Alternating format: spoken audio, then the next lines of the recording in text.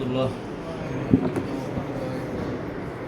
আলহামদুলিল্লাহ, ইসলামী শ্রমিক আন্দোলন বাংলাদেশ ছাত্র জেলা শাখার কর্তৃক আয়োজিত আজকের এই 1 মে শ্রমিক দিবস র্যালির পূর্ব মুহূর্ত এই আলোচনা সভার প্রধান অতিথি এবং বিশেষ অতিথি এবং প্রত্যেক উপজেলা ইউনিয়ন ওয়ার্ডের আমার দায়িত্বশীল শ্রমিক ভাইগণ, আমি ইসলামী শ্রমিক আন্দোলন বাংলাদেশ ছাত্র সদর উপজেলার পক্ষ থেকে সকলকে জানাই আন্তরিক শুভেচ্ছা অভিনন্দন।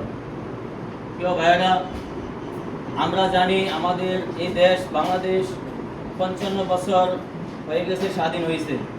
আমরা এই 55 বছরে আমরা কি দেখতে পেলাম?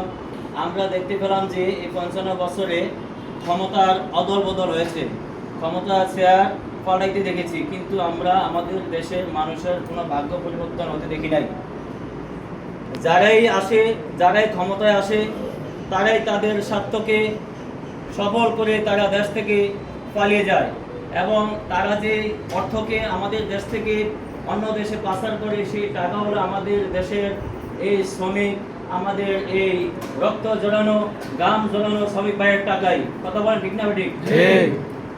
আমাদের এই টাকা যে ভিন্ন দেশে যায় বা যারা ক্ষমতা আসে তারা যে আমাদের এই শ্রমিক ভাইয়ের টাকাকে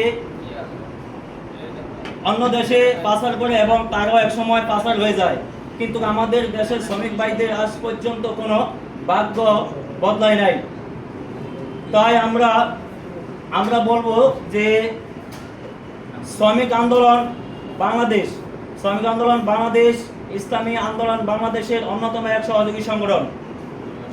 ইসলামী শ্রমিক আন্দোলন এমন একটি সংগঠন যে ইসলামী শ্রমিক আন্দোলন শ্রমিকদের ন্যায্য অধিকার আদায়ের লক্ষ্যে মাঠে ঘাটে কাজ করে থাকেন।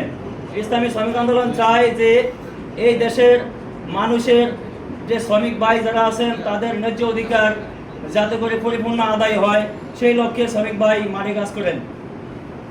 আমরা যদি